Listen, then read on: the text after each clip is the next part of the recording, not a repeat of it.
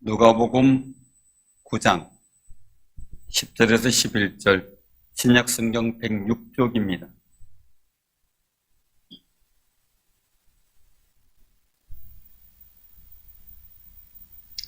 자, 봉독합니다. 사도들이 돌아와 자기들이 행한 모든 것을 예수께 여쭈니 데리시고 따로 벳세다라는 마을 고을로 떠나가셨으나 무리가 알고 따라왔거늘 예수께서 그들을 영접하사 하나님 나라의 일을 이야기하시며 병 고칠 자들은 고치시더라. 아멘. 하나님의 말씀으로 충만한 성령의 은혜가 임하시길 바랍니다. 지난주에는 성경 본문 누가복음 10장 38절에서 42절 말씀을 통해서 이 좋은 것 선택이라는 제목으로 말씀을 선포했어요. 예수님께서 마르다와 마리아의 집에 초대받았죠. 예수님이 오셨으니까 잘 대접하려고 마르다는 열심히 음식을 준비했고 마리아는 예수님의 앞에 앉아가지고 말씀을 들었어요. 마르다는 마리아에 대해서 예수님께 불평을 하죠. 그런데 예수님께서는 마르다에게 마리아가 좋은 편을 택하였기 때문에 포기하지 않을 거다라는 말씀으로 대신합니다. 이 말씀을 통해서 본 것이 첫 번째는 지금 가장 중요한 것이 무엇인가를 잘 파악하며 살자는 거죠. 두 번째는 중요한 것은 불편한 것이 발생된다는 거예요. 만들어진다는 거예요. 그러나 그 불편한 것은 더 좋은 일들을 위한 새로운 시도기 때문에 세워지는 거죠. 세 번째는요, 다른 사람이 하고 있는 일을 중요하다고 인정해줘야 한다는 거죠. 나만 중요하고 다른 사람이 중요하지 않다는 건 아니기 때문에 그렇습니다. 내가 모르는 중요한 일을 하고 있는 거죠. 우리가 하는 일이 혹시 중요한 일을 놓친 것은 아닌지 잘 살펴봐야 될 필요가 있죠. 주님과 우리 관계에 집중하지 못하는 부분이 있다면 회복도 해야 되겠고요. 주님의 말씀에 잡고 관심을 두는 영성을 회복하는 아름다운 신앙이 되시기를 바랍니다. 오늘 본문 말씀 속에서 예수님께서 12제자들을 각 마을로 파송하시면서 하나님 나라를 전파하고 병든 자를 고치라고 말씀을 해 주셨어요. 그래서 이 본문 6절에 보면 제자들이 나가 각 마을에 두루 다니며 곳곳에 복음을 전하며 병을 고치더라 이렇게 말씀하고 있죠. 하나님께서는 제자들을 통해서도 귀신을 제어하며 병든 자를 고치는 치유의 역사를 보이게 하셨던 거예요. 그리고 나서 어린 아이가 헌신한 떡 5개와 물고기 2마리로 장정만, 그러니까 어른 남자죠. 어른 남자만 5,000명이 넘게 먹는 사건이 생겼죠. 신학적인 주석가들은 보면 여자와 어린아이까지 했으면 통념상 가족 단위로 움직이는 그들의 일들을 볼 때 한 3만에서 3만 5천 명 정도 됐을 거다 이렇게 얘기를 합니다. 이런 일들 속에 일용할 양식까지도 다 책임져 주시는 하나님의 거룩한 역사가 예수님을 통해서 나타났던 거죠. 이 두 사건 사이에 바로 오늘 본문이 있는 겁니다. 사도들의 전도 보고를 받았어요. 예수님은 그 받은 후에 너무 고무적인 생각을 하고 있는 제자들을 데리고 벳세다라는 마을로 가셨던 거예요. 근데 거기서도 사람들이 따라오게 된 거죠.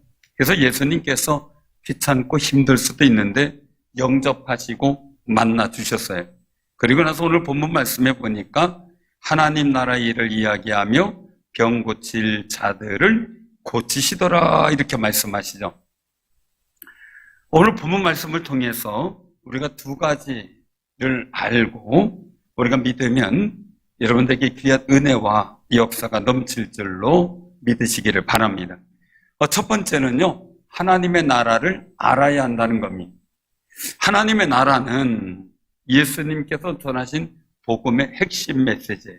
회개하라!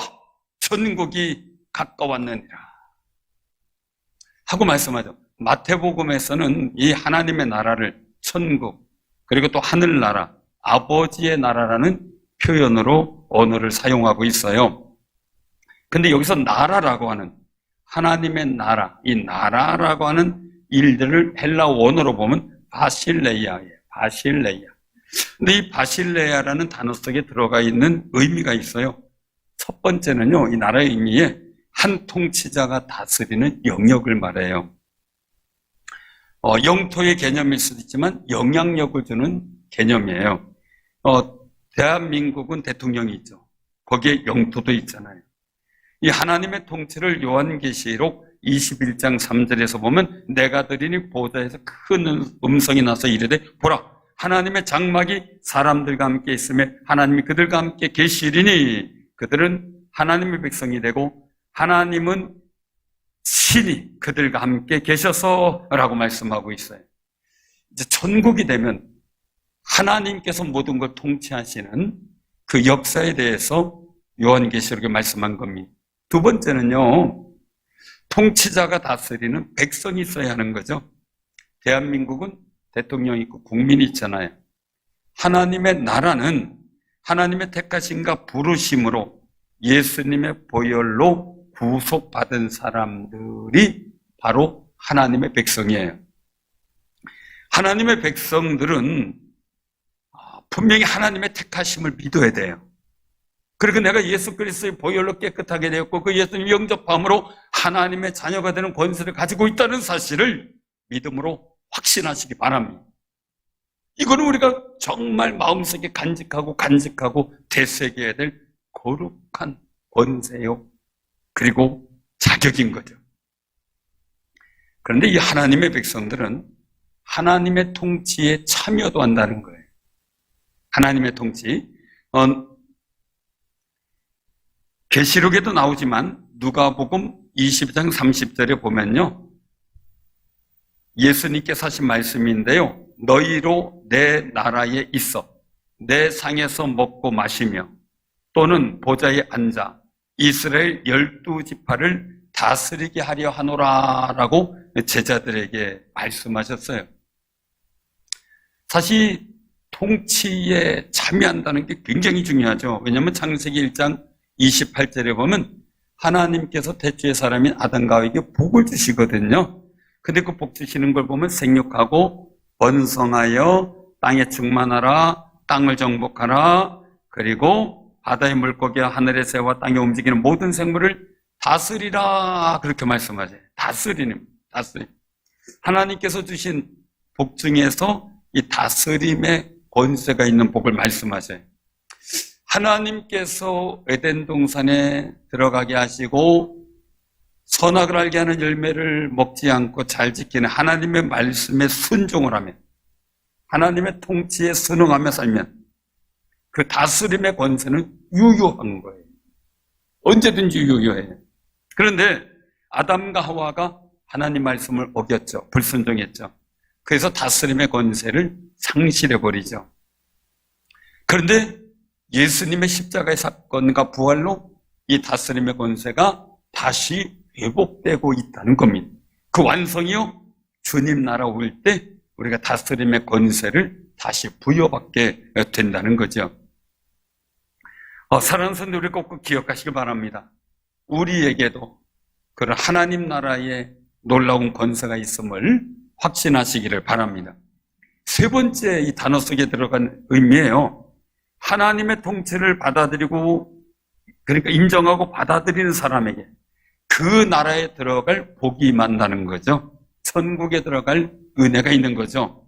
그래서 요한계시록 21장 27절에 보면 무엇이든지 속된 것이나 가증한 일 또는 거짓말하는 자는 결코 그리로 들어가지 못하되 오직 어린 양의 책에 기록된 자들만 들어가리라 라고 말씀하죠.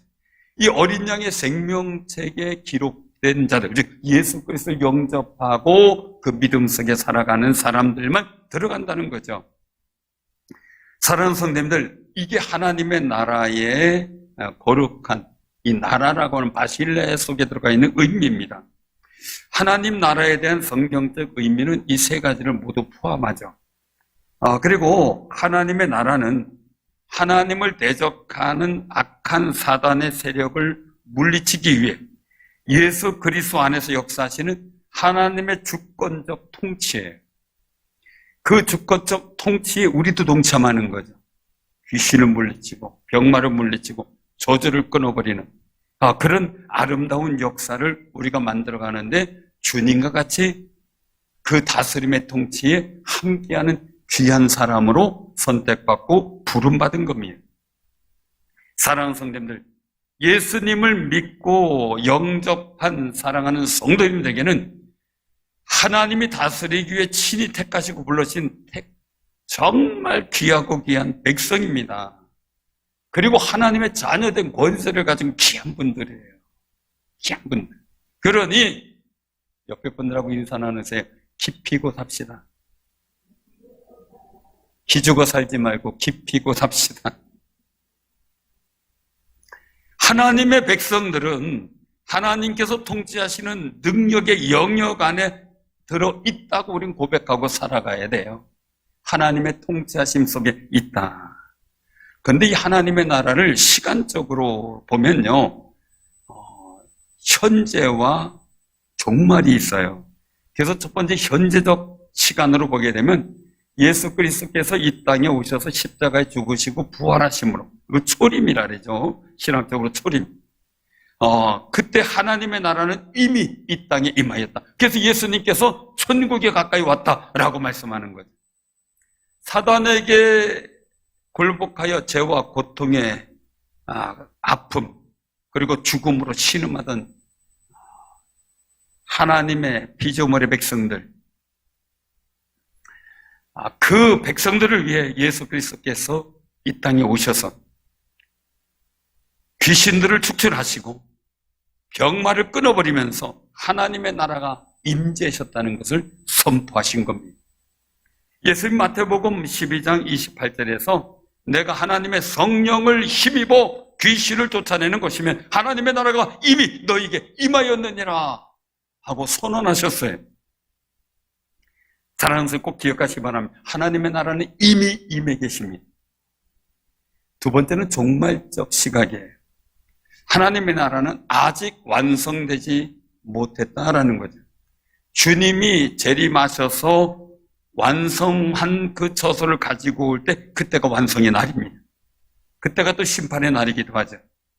그 날을 기다리며 예수 그리스도의 몸인 교회 안에서 승리하며 살아가라고 주님은 이 세상에 교회를 세워 놓으셨던 겁니다.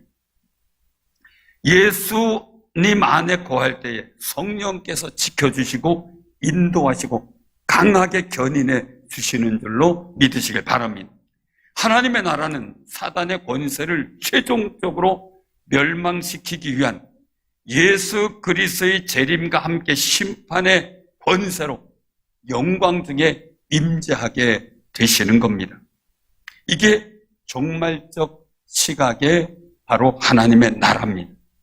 그러면 우리 복음서에서는요, 예수 그리스도의 사역과 교회를 통해 미래적인 하나님의 나라가 현재화되었음을 말씀하고 있어요. 미래의 나라가 현재화됐다는 거죠. 미래와 현재가 연결되어 있다는 의미도 같이 포함되는 겁니다. 마태복음 10장 22절에 보면 예수님께서 말씀하셔요. 누구든지 사람 앞에서 나를 시인하며 나도 하늘에 계신 내 아버지 앞에서 그를 시인할 것이요 라고 말입니다. 내가 지금 사람들 앞에서 예수 그리스도를 시인하고 믿는다고 고백하는 그 순간 나는 생명력에 기록되고 그리고 하나님 앞에서도 주님이 나를 시인하는 역사로 통한다는 거예요. 거룩한 상통의 역사죠. 하나님의 나라는 그리스도 예수 안에서 현재의 헌신과 충성을 통해서 이루어져 가고 있다는 사실을 말씀하고 있는 겁니다. 현재의 세상 시간 속에서 영원한 천국의 시간이 연결되어져 있는 거죠. 한 통로로 말입니다. 누가는 사도행전을 쓸 때 사도행전 1장 3절에서 하나님 나라의 일을 예수님께서 말씀하신 것을 기록을 했어요. 하나님의 나라를 기록해 놓았죠. 또한 사도행전을 마무리하는 28장에서는 사도 바울이 하나님의 말씀을 하나님의 나라에 대해서 선포했다고 기록하고 있어요. 사도행전 1장 3절에서 예수님이 하나님의 나라를 시작했고, 사도행전 말미에선 사도 바울이 하나님의 나라에서 증거하는 역사가 나타났던 겁니다. 그래서 사도행전 28장 23절에 보면 그들이 날짜를 정하고 그가 유숙하는 집에 많이 오니 바울이 아침부터 저녁까지 강론하여 하나님의 나라를 증언하고 모세의 율법과 선지자의 말씀을 가지고 예수에 대하여 권하더라. 그렇게 말씀하고 있는 겁니다. 이 얘기는 사도행전 처음 예수 그리스도께서 하나님의 나라에 관한 일을 말씀하셨고, 그리고 사도행전의 마지막에 사도 바울을 통해서 하나님의 나라를 얘기한 것, 처음과 끝이 하나님의 나라로 연결되어 있다는 겁니다. 사랑하는 성도님들, 우리도 하루의 시작이 하나님 나라의 소망으로 시작해서 하루의 마침이 하나님 나라의 은혜에 대한 감사로 맞춰지는 거룩한 은혜가 여러분들 삶 속에 임하시기를 바랍니다. 또한 우리가 하나님 나라에 대한 소망으로 살고 주님 앞에 갈 때 하나님 나라의 소망이 이루어지는 감격과 기쁨 속에 주를 찬양하는 거룩한 소망도 있어지기를 바랍니다. 하나님의 다스리심과 인도하심이 우리를 보호하고 있다는 사실도 절대 잊지 말아야 되겠죠. 이 하나님의 나라를 위해서 말입니다. 하루를 살면서 하나님께서 통치하시는 하나님의 나라에서 순종하고 살고 있음을 우리가 믿음으로 고백하고 소망한다면 여러분들에게 하나님의 다스림의 통치에 동참하게 하시는 놀라운 역사가 있어지게 될 줄로 믿으시기를 바랍니다. 두 번째 우리가 알아야 될 게 있습니다. 그것은 하나님의 나라의 일을 알아야만 합니다. 오늘 본문 11절을 한번 같이 봉독합니다. 무리가 알고 따라왔거늘 예수께서 그들을 영접하사 하나님 나라의 일을 이야기하시며 병 고칠 자들은 고치시더라. 아멘. 사실 하나님의 나라의 일, 그러면 여러 가지로 다양하게 얘기할 수 있겠죠. 그런데 오늘 본문 말씀 속에서의 하나님의 나라의 일, 그랬을 때 예수님께서 말씀하신 일들 속에 병 고칠 자들은 고치시더라. 이 내용이 오늘 본문의 하나님의 나라의 일이었습니다. 우리가 알아야 할 것은요, 하나님의 나라에는 성경의 핵심 주제예요. 성경은 예수님을 통해서만이 하나님의 나라를 유업으로 얻을 수 있다고 끊임없이 선포하고 있죠. 하나님의 나라는 나를 통해서 더 성취되고 확장된다는 사실 우리가 알아야만 합니다. 예수님께서 선포한 하나님의 나라가 제자들과 사도 바울을 통해서도 확장된 것처럼 성경이 나온 하나님의 나라의 은혜가 여러분들 통해 여러분들 삶의 자리에 확장되어지고 그 영향력을 끼치는 놀라운 역사, 성취되는 은혜가 있기를 바랍니다. 하나님께서는요, 오늘도 하나님의 나라의 일을 위해서 소망을 품고 나아갈 귀한 사람들을 택하여 부르시기를 원하셔요. 누가복음 6장에서 예수님께서 12제자를 세워서 사도로 임명을 해요. 오늘 본문 10절에도 사도들이 그렇게 말씀하고 있죠. 근데 이 사도들은 원어적으로 뜻을 보게 되면은 보냄을 받은 사람, 이 뜻이에요. 보냄을 받은 사람. 즉 제자들이 예수님을 통해 보냄을 받은 거예요. 어떤 의미에서는 하나님께 보냄받은 예수 그리스도 사도라고 칭할 수가 있겠고, 더 나아가서 뭡니까? 우리도 하나님께서 부르셔서 세상에 보낸 거룩한 사도의 사명감을 우리가 느끼고 있어야 한다는 거죠. 그 사명감이 여러분들 마음속에 뜨겁게 느껴지기를 바랍니다. 이 세상에 보냄을 받은 우리는 하나님 나라의 복음인 예수 그리스도시요 살아계신 하나님, 예수는 그리스도시다, 살아계신 하나님이시다, 이 복음을 들고요 하나님의 나라를 전하고 이야기하고, 그리고 또한 다른 사람에게 이 하나님 나라에 관한 감동을 전하는 귀하고 복 있는 삶이 되시길 바랍니다. 하나님께서 통치하시는 그 통치력으로요, 성령님을 통해 우리에게 거기 합당한 능력과 그리고 또한 필요한 아름다운 지혜와 지식을 도와여 주실 줄로 믿으시기를 바랍니다. 우리들은 미래에 대한 두려움을 갖고 살아가고 있어요. 그런데 성령께서 주시고 하나님 나라의 마음에 풍성한 사람은 미래에 대한 두려움이 아니라 하나님께서 채워주실 것을 믿고 따라가는 믿음의 영적 시야가 넓어져야 돼요. 쪼만해지면 안 된다는 거죠. 사랑하는 성도님들, 우리가 바라보는 하나님 나라, 즉 천국은요, 다른 종교가 얘기하는 극락과 달라요. 다른 사람은 뭐 같은 데 아니냐 얘기는 아닙니다. 예수 그리스도를 믿음으로 가는 나라가 진정한 하나님의 나라인 줄로 믿으시기를 바랍니다. 누가복음 17장 20절에서 21절에 나오는 이야기인데 바리새인들이 예수님께 물어요. 하나님의 나라가 언제 임합니까? 여러분들도 하나님의 나라가 빨리 왔으면 좋겠어요? 조금 더 있다 왔으면 좋겠어요? 다 다를 것 같아요. 근데 저는 청년들한테 물어봤어요, 제가. 하나님 나라가 지금 당장 오늘 밤에 온다면 좋겠지. 여러분들 마음 어때요? 그랬더니 하는 얘기가, 목사님 시집은 가보고요. 그래서 깜짝 놀랐어요. 아, 그래서 하나님이 자꾸 늦추시나 보다.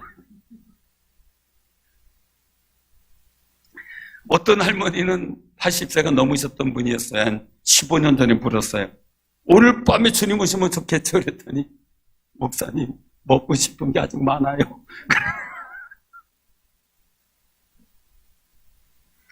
사랑하는 성도들, 우리는 하나님의 나라가 어느 때 임합니까? 라고 예수님께 묻고 싶을 거예요. 바리새인들이 그렇게 물었어요. 근데 이때 예수님께 대답하세요. 하나님의 나라는 볼 수 있게 임하는 것이 아니에요. 여기 있다 저기 있다고도 못합니다. 지금 한간에 다른 어떤 이상한 사람들이 여기 있다 저기 있다는 거 다 아니라는 거죠. 하나님의 나라는 너희 안에 있느니라. 아멘. 우리 안에서 있다는 거죠. 하나님의 나라가. 예수님께서 하나님의 나라가 내 안에 있다라고 말씀하신 그 사실을 믿고 살아가는 아름다운 삶이 되시길 바랍니다. 물론 하나님의 나라는 예수님의 재림과 함께 완성되어진다는 아직이라는 시간적 차이가 있기는 하지만 그러나 내 마음속에서 이미 시작되고 있는 거죠. 왜요? 하나님의 나라의 통치, 영향력이 여러분들 가슴 속에서부터 시작이 됐잖아요. 다만 우리는 예수 그리스도를 내 삶의 주인으로 믿고 살아가면 일상에서 하나님의 나라를 경험하는 놀라운 역사가 일어날 줄로 믿으시기를 바랍니다. 찬송가 438장이 있어요. 한번 같이 한번 1절만 불러볼까요? 438장. 제가 오전에 한번 혼자 불렀더니 혼자 부르는 것보다 같이 부르는 게 나을 것 같더라고요. 자, 438장 1절. 1절 같이 불러봅니다. 은총 입어 중한 죄짐 벗고 보니 슬픔 많은 이 세상도 천국으로 봐도다. 할렐루야 찬양하세. 내 모든 죄 사함 받고 주 예수와 동행하니 그 어디나 하늘나. 후렴 다시 한번요. 할렐루야 찬양하세. 내 모든 죄 사함 받고 주 예수와 동행하니 그 어디나 하늘나라.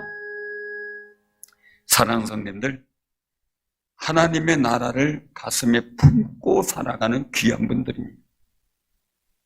예수님을 품고 예수님과 동행하는 여러분들의 삶 속에 하나님의 나라가 이루어지는데 예수님과 동행하는 그 현장이 가정이라면 가정에 하나님의 나라가 이루어질 겁니다. 예수님의 동행이 이루어지는 마음과 일상이라면 그곳에서도 하나님의 나라가 이루어질 줄로 믿으시길 바랍니다. 사도 바울은 하나님의 나라를 강론하면서 예수 그리스도를 향한 하나님의 나라에 대해서 담대히 선포했습니다. 예수님이 선포되는 곳에 하나님의 나라가 임하기 때문이었습니다. 마귀는 예수의 이름을 말하는 걸 너무 싫어합니다. 예수님은 세상에 교회를 세우시면서 마태복음 16장 18절 19절에서 말씀합니다. 너는 베드로라. 내가 이 반석 위에 내 교회를 세우리니 음부의 권세가 이기지 못하리라. 내가 천국 열쇠를 내게 주리니 내가 땅에서 무엇이든지 매면 하늘에서도 매일 것이요 내가 땅에서 무엇이든지 풀면 하늘에서도 풀리리라. 아멘. 하나님의 거룩한 나라의 통치가 내 삶 속에, 내 가슴 속에 이루어지는 그 일들이 하늘에서도 동일하게 역사된다는 거예요. 뜻이 하늘에서 이룬 것처럼 땅에서도 이루어지는 역사가 우리의 가슴 속에서 시작이 되는 역사가 생겨나게 된 겁니다. 마음이 괴롭고 아픈 상황에서 예수님의 이름을 간절하게 불러보시길 바랍니다. 절망 속에서 희망이 안 보여 주저앉고 싶고 낙심하여 아무것도 할 수 없는 힘이 없다 생각하고 좌절할 때 예수님의 이름을 더 간곡하게 불러보시기를 바랍니다. 질병의 괴로움과 염려 속에서 예수님의 이름을 몇 번이라도 간곡하게 부르며 주님이 여러분들 가슴 속에 하나님의 나라를 확장하고 있는 사실을 체험하는 아름다운 순간을 맞이하게 될 줄로 믿으시기 바랍니다. 그때 어둠의 역사를 가진 사단의 권세는 빛 대신 예수님 앞에서 사라져버릴 수밖에 없음을 우리는 경험하고 할렐루야 주를 찬양하게 될 줄로 믿으시기를 바랍니다. 요한계시록 12장에 보면 하늘의 전쟁이 나와요. 17절에 보면 하늘의 전쟁에서 패한 사탄이 세상에 내려와 바다 모래 위에 서 있습니다. 이유가 뭔가요? 하늘의 전쟁에서 졌지만 땅의 전쟁에서 이기겠다 이겁니다. 그래서 예수의 증거를 가진 자들로 더불어 싸우려고 섰습니다. 마태복음 6장 10절에서 말씀하세요.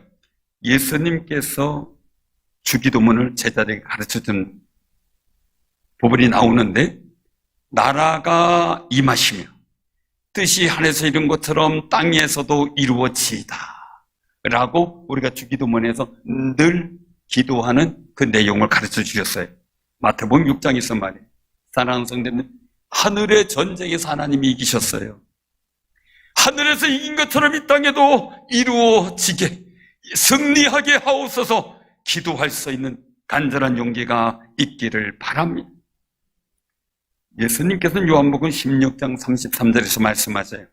이것을 너희에게 이르는 것은 너희로 내 안에서 평안을 누리게 하려 함이라. 세상에서 너희가 환난을 당하나 담대하라 내가 세상을 이기었노라 하고 선언하셨습니다.